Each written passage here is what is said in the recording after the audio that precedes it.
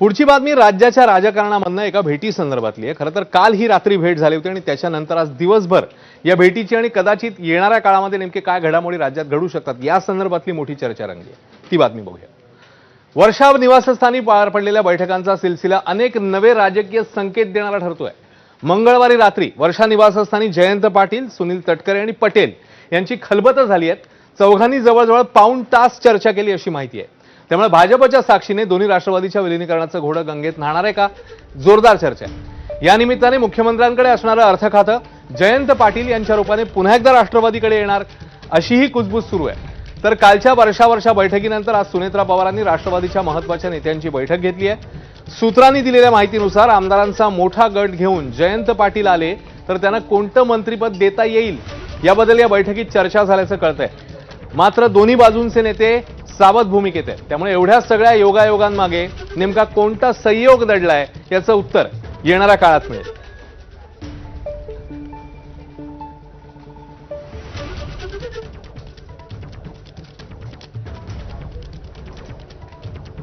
ईश्वरपूर आमचं शहर जे आहे त्याच्या नगराध्यक्ष पदाचा निर्णय हा चुकीचा झालाय एवढंच मला त्यांच्या कानावर घालायचं होतं आणि दुसरं कोणतंही काम नव्हतं। त्यामुळे माझ्याकडे कुठला कागदही नव्हता। मी त्यांच्याकडे काही निवेदन दिलं वगैरे अशी काही भानगड नाही। मी जाऊन त्यांच्याशी बोललो। ते बऱ्याच वेळाने बाहेर आले, कारण त्यांनी बाहेर आल्याने मला सांगितलं, सॉरी माझं जरा मीटिंग चालू आहे पण काय आहे सांगा। मग मी त्यांना सांगितलं, सांगून भेट झाल्यावर मी निघून आलो। त्या पलीकडे कोणती चर्चा करण्याचा प्रश्नच उद्भवत नाही ना। माझ्या पक्षात अंतर्गत कोणतीही घालमेल नाही, सगळे शांत आहेत आणि आम्ही सगळे एकत्रित आहोत। त्यामुळं दुसऱ्या पक्षांवर मी बोलणं योग्य नाही। आणि कालच्या भेट जी आहे, आता हे आपण ज्यांचा उल्लेख करताय ते दोघं जर मला भेटले असते तर मी तुम्हाला सांगितलं असतं हो भेटले म्हणून। भेटच झाली नाही तर मी हो तर कसं म्हणू। त्यामुळं माझा काही त्यांच्याशी संपर्क होण्याचा प्रश्न यापूर्वी नाही। सुप्रियाताईंच्या लग्नात मात्र हे दोघंही आलेले होते। दोघांची माझी 5 मिनिटं उभ्या त्यांचं स्वागत आम्ही सगळ्यांचंच करत होतो, त्यावेळी त्यांची भेट झाली। तर जयंत पाटील आणि मुख्यमंत्र्यांच्या भेटीवर खासदार सुप्रिया सुळे आणि संजय राऊत नेमकं काय म्हणतात, या दोघांनीही काय प्रतिक्रिया दिली आहे बघूया। जयंतराव तर ऑफिशियली गेले होते, गाडीने गेले, गाडीने आले। त्यांनी जयंतरावनी काय हुडी घातली नव्हती, ऑफिशियलीच गेले, काही प्रॉब्लेम नाही। एक तिथे सुनील तटकरे जी आणि प्रफुल्ल पटेलजी होते का नाही ह्याचं उत्तर माझ्याकडे नाही। आणि हा प्रश्न मला विचारायच्या ऐवजी हा प्रश्न तुम्ही माननीय देवेंद्रजींना विचारला पाहिजे, कारण काही मीटिंग त्यांच्या घरी झाली।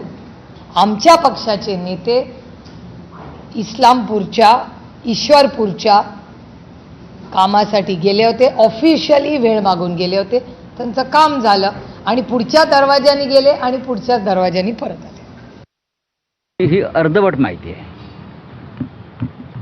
माझ्या माहितीनुसार। ते काय वर्ल्ड कप चालू आहे फुटबॉलचा, तिथे प्रफुल्ल पटेल आहे, ते कालच्या बैठकीला होते की नाही त्याविषयी माझ्या मनात शंका आहे। जयंतराव पाटील भेटण्यामागचं कारण जे आहे हे त्यांच्या मतदारसंघातला एका नगराध्यक्षाला अत्यंत बेकायदेशीरपणे डिस्क्वालिफाय करण्यात आलं। ते त्या विषयावर मुख्यमंत्र्यांना भेटण्यासाठी गेले आणि त्या विषयावर त्यांनी तक्रार केलेली आहे, चर्चा केलेली आहे। जयंतराव हे शरद पवार पक्षांच्या नेतृत्वाखालील राष्ट्रवादी काँग्रेस पक्षाचे एक महत्त्वाचे नेते आहेत आणि महाविकास आघाडीतले एक महत्त्वाचे नेते आहेत।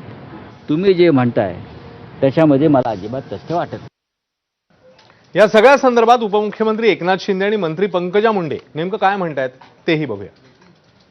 प्रफुल्ल पटेल आणि सुनील तटकरे आमच्या आघाडीत आहेत, महायुतीमध्ये आहेत, ते एनडीए मध्ये आहेत।